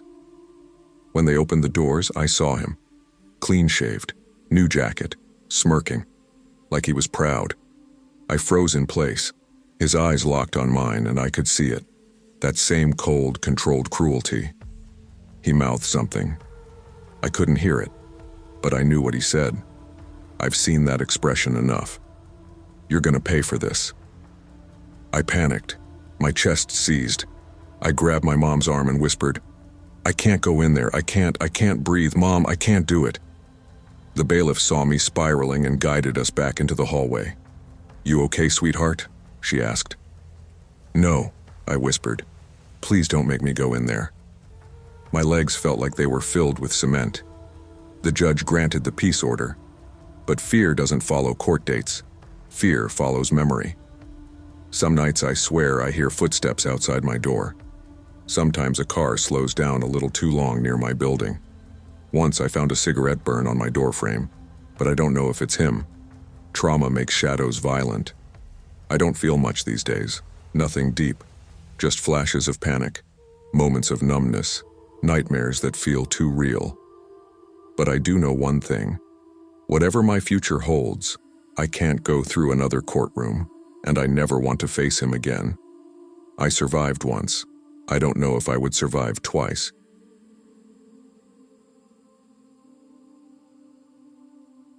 I never thought love could feel like both a home and a threat at the same time. If you had asked me 2 years ago what the word toxic meant, I probably would have said something simple. Bad vibes, bad communication, maybe cheating. I had no idea it could look like gentle apologies dripping over bruises. I had no idea it could sound like someone whispering, "I love you" through tears right after they slapped you. I had no idea it could feel like craving someone who scares you. And to understand how I got here, you'd have to understand where I came from. I grew up in a small, quiet town outside of Columbus, Ohio. Not the kind of place where dramatic things happened. Just a flat, ordinary neighborhood where people mowed their lawns every Sunday, and everyone had a kid on a little league team. My parents weren't abusive, but they weren't the emotional type either. My dad was a deal-with-it kind of guy, and my mom dealt with her own anxiety by pretending everything was fine. So I grew up learning how to stay quiet during arguments, how to keep the peace, how to apologize first, even if something wasn't my fault. Which is probably why I stayed with Celine longer than any sane person would have. Celine, that wasn't her real name, of course, but that's what I'll call her. Because even now, even after everything, saying her real name out loud feels like lighting a match in a dry forest. The real start. Ultra-realistic. Requested. I met her last April at a small local coffee shop near downtown. I was sitting at the back table, working on some paperwork on my laptop. It was one of those spring days where the weather couldn't decide whether to be warm or cold. People kept walking in wearing hoodies but sweating like crazy. I remember complaining to myself about how sticky the air felt. And then she walked in like she was stepping out of a magazine shoot. Not fake beautiful, just alive in a way I wasn't used to. She had jet black hair tied in a messy bun, a denim jacket with random patches sewn on, and this pair of sneakers drawn on with black Sharpie. The shoes caught my eye before she did. Little doodles everywhere. Stars, hearts, some band names. And on one shoe, messy handwriting that said, "Not crazy, just passionate." I didn't know how true that line really was. She walked straight to the counter and said, "Can I get a caramel latte?" Extra shot, actually, 2 extra shots. Life's kicking my ass today. The barista laughed awkwardly, like he wasn't sure if she was joking. When she turned around, she caught me staring at her shoes or maybe at her. I honestly don't know. She tilted her head and said, "What you staring at, stranger? You judging my shoes?" I choked on my own spit. No, the doodles are cool." She smirked. That smirk, it could disarm a whole army. "Well, thanks.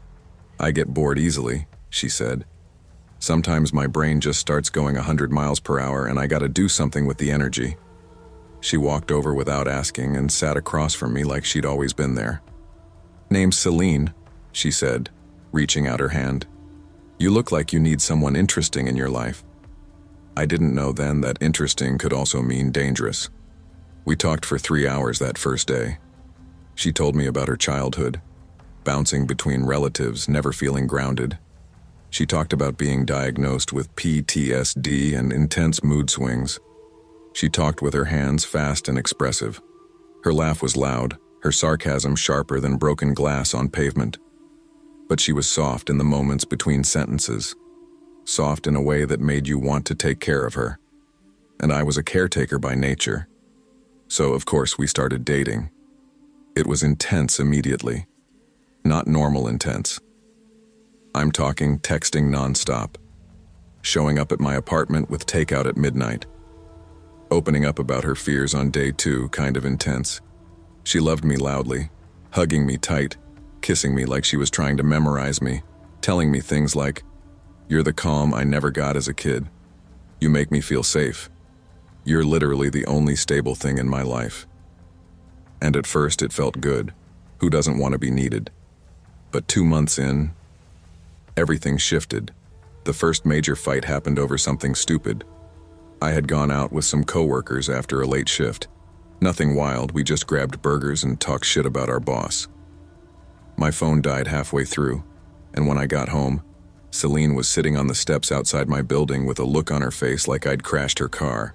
"Where the hell were you?" she demanded. "My phone died, I was with coworkers."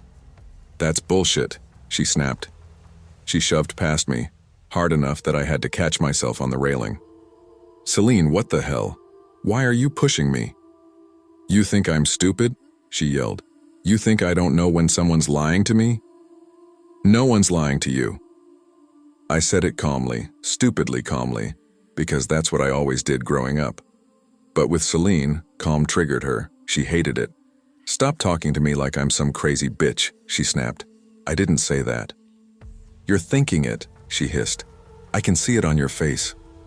Before I could respond, she slapped me, not hard enough to knock me off balance, but hard enough to shock the hell out of me.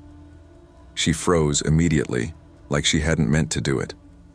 "Oh my God," she whispered. "Oh my God, I didn't, babe, I'm so sorry." She grabbed my face gently, the same face she had just hit. "I'm so sorry," she said. "I don't know what happens sometimes. It's like my emotions take the wheel and I'm just watching. Please don't leave me, please don't ever leave me." And stupid me. I hugged her. I told myself it was a one-time thing. I told myself she was just stressed. I told myself people slip up. But somewhere deep inside, I knew this wasn't the last time she'd lose control. The fights became a pattern. If she got jealous, she shoved me. If she felt abandoned, she hit my arm. If I tried to walk away from an argument, she grabbed my shirt. After every outburst, she'd break down crying. "No one ever taught me how to calm down," she'd sob. "I'm trying. I swear I'm trying." And she was trying. She really was. Sometimes she'd stop herself mid-swing and scream into a pillow instead. Sometimes she'd grab her own arm so hard she left marks. Once she even locked herself in the bathroom to avoid lashing out. That's the thing about toxic people. They're not evil. They're hurting. But their hurt spills over and drenches everyone around them. 3 months in, we had our worst fight yet. We were arguing about something dumb again. Me forgetting to text her that I got home safe. And mid-argument, she suddenly went quiet. Her face changed. Her breathing shifted. "Don't freak out," she said, staring at the floor. "But sometimes I get these intrusive thoughts when we fight." "Okay, what kind of thoughts?" She swallowed. Her voice dropped. "About killing you." The room spun. It felt like hearing a fire alarm in a quiet house. "But I would never do it," she said quickly. "Never. Not in a million years. They're just thoughts. My brain gets dark when I'm scared of losing you. Celine, I swear I would never hurt you like that. I would rather die than hurt you." I just sat there. Thoughts aren't actions. I knew that. People with trauma can have violent, intrusive thoughts they'd never act on. But considering she'd already pushed me, hit me, shoved me, it wasn't exactly comforting. Still, I stayed. Because she cried into my chest. Because she said she needed me. Because she kissed my hands and whispered, "You make the monsters in my head quiet." We had good moments, really good ones. Laughing at 2 a.m., dancing in the kitchen, going to flea markets, getting tacos from that food truck near High Street, making dumb videos on her phone. When she wasn't spiraling, she was the sweetest person I'd ever met. But the outbursts never fully stopped. One night she got mad I fell asleep during her rant about her coworker. She threw a pillow at my head, then stormed out. Another time she slammed my laptop shut during an argument, cracking the corner.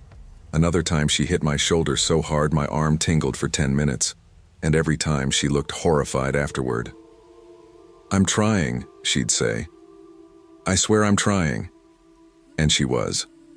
But trying doesn't undo damage. Love can be real and toxic at the same time. That's something people don't understand until they live it. The breaking point wasn't dramatic. There was no knife, no screaming match, no big betrayal. It was exhaustion. One night we were sitting on my couch watching some crime documentary she loved. She was leaning against me, head on my chest, her fingers drawing circles on my arm. Out of nowhere, she said quietly, "Do you ever think I'm dangerous?" I hesitated, and that hesitation told her everything. She pulled away, her eyes filled with tears. Not angry tears this time, but the deep, wounded kind. "You're scared of me," she whispered. "No, Don't lie, please. Not tonight." She stood up, pacing the room. "I love you more than anything," she said. "But I can't be someone you flinch around. I don't want to be the reason you walk on eggshells." I didn't interrupt. For the first time, she wasn't yelling. She wasn't spiraling. She was just honest. "I need help," she whispered. "Real help. And I don't think I can get better while holding on to you like this. I keep hurting you, I keep losing control, and I hate myself for it." She wiped her eyes. "I'm not breaking up with you," she said softly. "I'm setting you free." It hurt worse than any slap she'd ever given me, but it was the right call. We talked for hours, calmly, painfully, honestly. By sunrise, it was over. She packed her things quietly. No drama. No last-minute chaos. Just two broken people who cared too much to keep destroying each other. Before she left, she kissed my cheek and whispered, "Thank you for being the first person who didn't give up on me. I'm gonna get help, I promise." And for the first time, I actually believed her. We don't talk now. Not because we hate each other, but because healing sometimes requires silence. I heard through mutual friends that she started therapy, joined a support group, and even stopped drinking during bad days. She's working on herself, for real this time. And me? I'm learning that love shouldn't hurt. Not like that. I still think about her sometimes. Her laugh, her doodled sneakers, the way she whispered apologies like prayers. I still wonder what we could have been if pain didn't bleed through her body like electricity. But some love stories aren't meant to last. Some are meant to teach. And she taught me a lot. About boundaries, about trauma, about how dangerous it is to confuse intensity with affection. Most of all, she taught me that loving someone doesn't mean fixing them. Sometimes the most loving thing you can do is walk away. I never understood how people stayed in toxic relationships until I found myself trapped in one so deep that even my own mind kept lying to me. Back then, I was 19, living in Riverside Hollow, a quiet little town in northern Georgia that people only ever passed through on their way to somewhere more interesting. I worked part-time at a gas station off Highway 22 and spent my nights scrolling through TikTok or texting friends. Then he showed up. His name was Rylan Vexler, a name that sounded cool as hell and way too unique for a guy from a place nobody cared about. He was 21, tall, always dressed nice, and talked like life owed him something. People around town said his family had money somewhere, old business investments, land, whatever.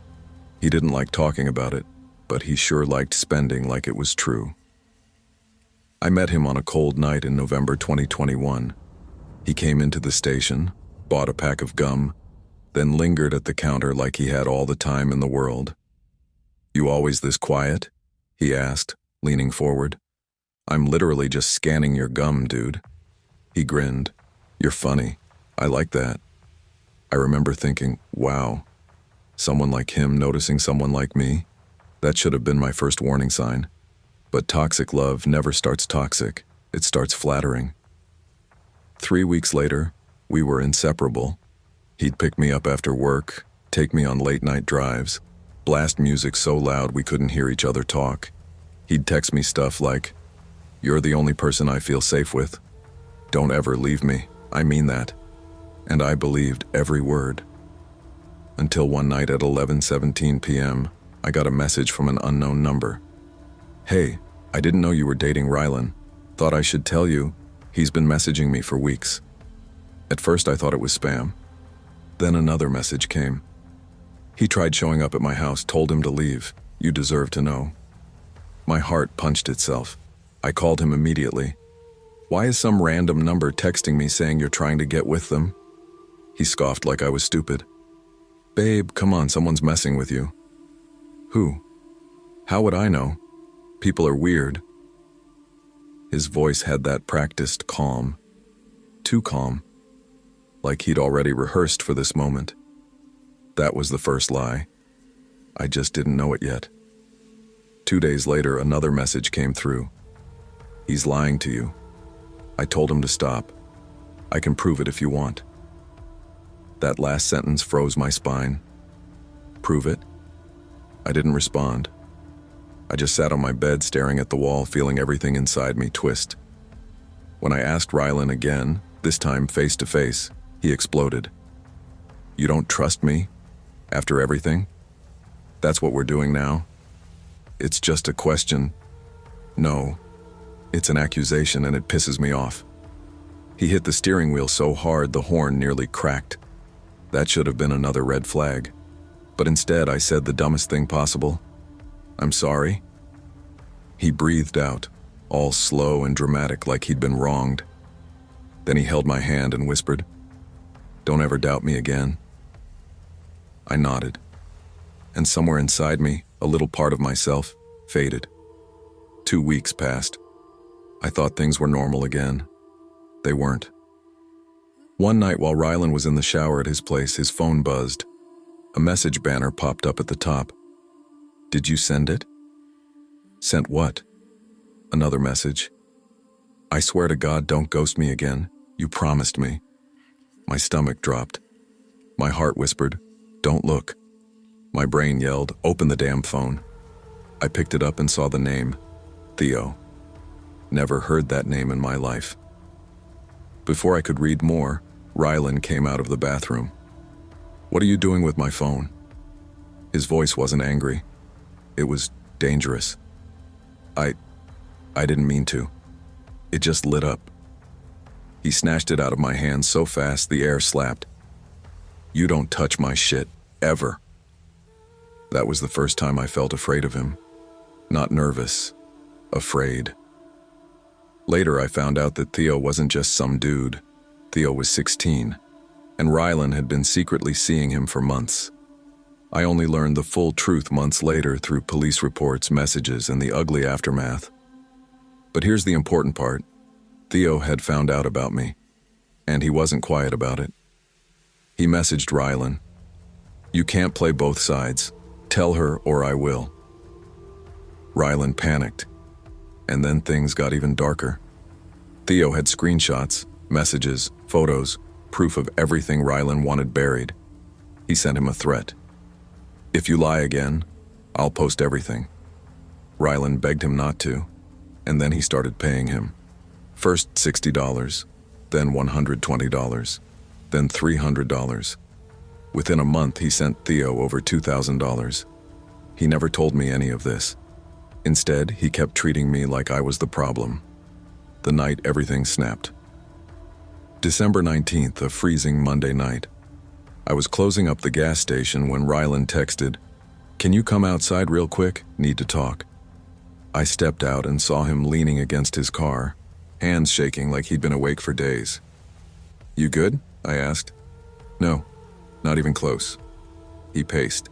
He kept checking the dark edges of the parking lot. "Okay, what's going on?" He swallowed hard. "If anyone asks, I was with you tonight." I blinked.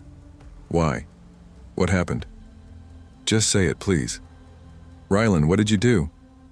He looked at me, eyes cold, something broken behind them. "I handled something. Someone. That's all you need to know." My blood iced. "What the hell does handled mean?" He stepped closer. "It means you don't ask questions if you love me." I took a step back. "Rylan, what did you do to Theo?" He didn't answer. He didn't have to. The silence said everything. The next morning, news broke. A 16-year-old boy found in the woods outside Briar Creek. Severe head trauma. No sign of life. Investigation underway. I felt the world tilt. That night my phone buzzed. Rylan, don't talk to anybody. Not cops, not your friends, nobody. Then another. If I go down, I'm taking you with me. 2 days later, police knocked on my door. Ma'am, we're looking for Rylan Vexler. Do you know where he is?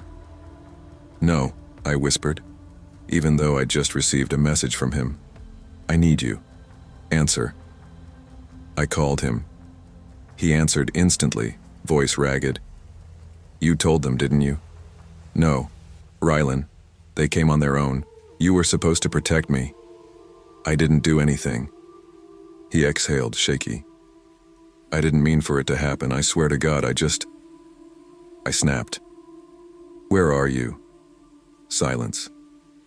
Then he said 5 words that will haunt me forever. You were never supposed to know. The line went dead. He was arrested 3 hours later, blood on his hands, the weapon in his trunk, and that same dead-eyed stare he'd shown me the night he handled things. People say toxic love makes you stupid. It doesn't. It makes you blind. It makes you loyal to the wrong person. It makes you defend someone even while they're destroying you. When detectives read me the full message logs between Rylan and Theo, I broke down crying in the police station. Not because Rylan betrayed me, but because Theo was a kid. A scared kid who trusted the wrong adult. Just like I had. Only I survived. Rylan didn't confess until after 3 days of interrogation. He blamed everyone but himself. He blamed Theo. He blamed pressure. He blamed stress. He never blamed the monster in his own chest. He was sentenced to life, with the possibility of parole after 30 years. I didn't attend the sentencing. I didn't want him looking at me again. Ending, the last message he ever sent me. 2 months after he was locked up, I got one final letter. From prison. One line. You were supposed to be mine forever. I burned it, and that was the first night I finally slept without checking my phone, without fearing headlights slowing outside my house, without waiting for another lie, without mistaking obsession for love.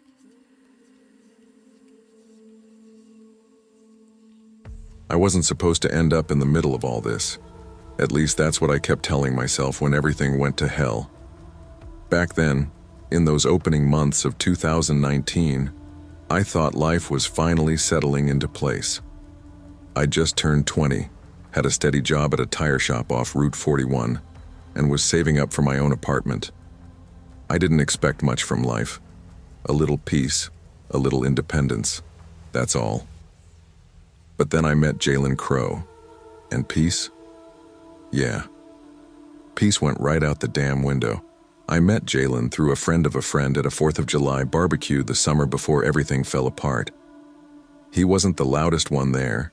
He wasn't trying to be the center of attention, but he had this calm sort of confidence, like he knew how to read people before they even spoke to him. Tall, dark hair, soft Louisiana accent, quiet smile. Everybody liked him, especially me. I remember he walked over when I was struggling to open a jar of barbecue sauce. He said, "Need a hand, sweetheart?" I laughed, more embarrassed than anything. "Yeah, go ahead before I break the damn counter." He popped it open like it was nothing and said, "You owe me a plate for that." Simple, normal, harmless. We talked for hours, about everything. His old high school days, his little sister he practically raised, the way he wanted to get certified as a crane operator because it paid real money, as he put it. My friends kept giving me that look. You know, that girl, he likes you look. And I didn't mind it. For a while, Jalen felt like the first good thing to happen in a long time. But good things don't last when someone's carrying storms inside them. For the first few months, we were inseparable. He'd swing by my job on lunch break, just to say hi. He'd bring me iced coffee. He'd sit in my car with me after closing, the two of us talking until the streetlights flickered on. He wasn't perfect. Sometimes he'd get irritated over small stuff, like me not texting back fast enough or my guy co-workers joking with me. But he always apologized. Always. "I'm sorry, babe, I just get in my own head, I don't want to lose you." He looked so sincere when he said it, and I believed him. When fall came, things got more serious. My mom adored him. My brothers thought he was cool. Even my boss liked him and offered to help him find work. He'd come help me feed my 2 dogs, sit on the porch talking to my mom like she'd birthed him. Everyone saw the charming side. No one saw the other side. Not yet. The first real fight happened on a Thursday night. We were driving back from the store and I told him I needed to go home early because I had work in the morning. He said, "You don't want to stay over?" "Not tonight," I replied. "I'm exhausted." He went quiet, cold quiet. Then he muttered, "You always pull away when things get good." "What?" "Jalen, I'm tired." "It's always some excuse." He tapped the steering wheel. "You don't act this way with your friends." I remember staring at him confused. "Why are you mad right now?" He didn't answer. He just drove faster. I should have known then, but I brushed it off. Everyone has bad moods, right? A few days later, he apologized again. Flowers, long texts, the whole 9 yards. And just like always, I let it go. By December, our relationship was deeper than either of us had planned. Life came at us fast. Too fast. I found out I was pregnant. When I told him, he sat on my bed staring at the wall like he couldn't breathe. Then, after a minute, he grabbed my hand and whispered, "We're gonna make it work. I swear to God, we will." I cried. He cried. For a little while, we were okay again. He got a job at a construction yard and started talking about saving for a place. I moved back in with my mom so we could save money. We planned names. We cut back on eating out. We even started a baby journal. Then the stress came, and the arguments, and the jealousy. One night, he picked up my phone while I was in the shower and read through every message I had, even the old ones. When I came out, he said, "Who the hell is Logan?" "My coworker. I don't like the way he jokes with you." "He jokes with everyone." He stared at me like he was waiting for a confession that didn't exist. That night ended with yelling, his, not mine, and him storming out of the house. My mom heard everything. She never said it out loud, but I could see it in her face. She didn't trust him anymore. But I was pregnant with his child. I didn't want to break my family before it even began. Our daughter was born in April.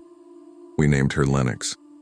She was tiny, perfect, with Jalen's eyes and my nose. I'd never loved anything so fast in my life. For a while, the baby softened him. He was gentle, patient, even helpful. But stress eats people alive, especially people already drowning. He lost his construction job. Money got tight. His old insecurities came back stronger. One night, when Lennox was about 3 months old, he got angry because I didn't answer my phone fast enough while he was at his cousin's house. "You always do this shit," he snapped. "You ignore me on purpose." "I was feeding the baby," I said. "You could have called. You always got an excuse." I didn't argue. I didn't want another fight. But I saw something in his eyes that night, a kind of darkness that wasn't there in the beginning. Something angry, something unpredictable, something dangerous. The night everything went wrong was July 23rd. Hot, humid, mosquitoes everywhere. I was driving him home from his cousin's place. Our friend Raina was in the back seat with Lennox's diaper bag. She'd tagged along because we'd all hung out earlier and she needed a ride. Jalen had been drinking. Not drunk, just that tipsy sweet spot where he got bold in all the wrong ways. Raina was texting someone, laughing to herself. Jalen leaned back and said, "Who you talking to like that?" She rolled her eyes. "Relax, dude. It's my boyfriend. Chill." "You lying. That ain't your man." "WTF?" Raina looked at me, confused. "What's his problem?" I shrugged, but my stomach twisted. I knew exactly what was happening. He was in one of his moods. He stared at me instead. "And you? Who you been texting today?" "Jalen, don't start." "No, tell me." "Stop. Lennox is asleep." He leaned in closer, jaw tight. "Why you get so defensive, huh?" Then out of nowhere, he slapped my arm. Not hard enough to leave a mark, just hard enough to warn me. Don't push me. Raina yelled, "Hey, don't put your hands on her." He ignored her completely. By the time we pulled up to my mom's house, things were tense enough to choke on. I got out fast. Raina followed. The front porch light flickered on. My mom opened the door. She saw my face. She saw his. She knew. "What happened?" she asked. "Nothing," I said quickly. "Bullshit," Raina said. Jalen walked up behind me. "Give me your phone." "No." "Give me your phone." "You're not taking my phone," I said, stepping back. He reached for it, but my mom blocked him. "You need to go," she told him. "Right now." He stared at her, then at me. "You gonna let her talk to me like that?" I whispered. "Just go home. We'll talk tomorrow." He clenched his jaw, muttered something under his breath, and walked out the front door. That was the last time I saw him alive. I went to my room. My mom refused to let me go after him. "Let him cool off," she said. I sat on my bed crying, feeling stupid and tired and angry. At 10:39 p.m., my phone buzzed. It was a call from his number. I answered. "Hello?" No sound, just shuffling. "Jalen, are you there?" Nothing. Then the call cut. 2 minutes later, my mom got a call from an unknown number. She answered and immediately froze. "What did you say?" she asked, voice shaking. I could hear a faint voice through the speaker, someone yelling. Then the call ended.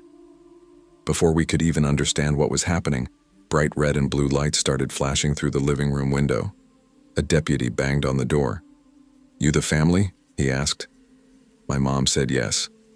He swallowed hard. "There's been an incident." My stomach dropped. We followed him outside. Jalen was lying near the big oak tree beside the ditch across the road, not moving. A belt was around his neck. My knees buckled. Raina screamed. My mom grabbed my arm so hard it bruised. "What happened?" I cried. The deputy said, "It looks like self-harm." That was the moment something inside me snapped. "No," I whispered.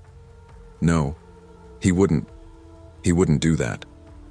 The deputy didn't answer, because even he didn't sound convinced. The whole night turned into a blur of sirens, neighbors gathering, police taking statements, paramedics covering the body. I couldn't stop shaking. One thing kept echoing through my head. He had just walked out 6 minutes ago. 6 minutes. 6 minutes wasn't enough time for him to walk down the yard, break down emotionally, take off his belt, and... No, it didn't make sense.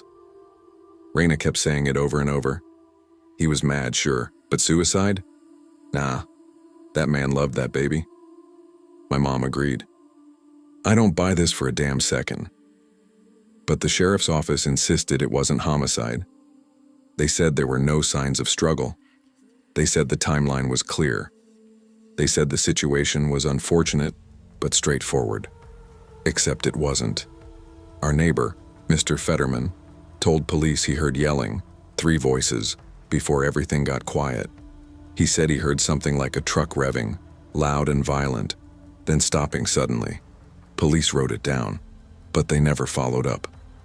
Another neighbor said she saw a tall man in dark clothes walking toward the ditch minutes before the deputies arrived. They wrote that down too. But again, no follow-up. And the autopsy?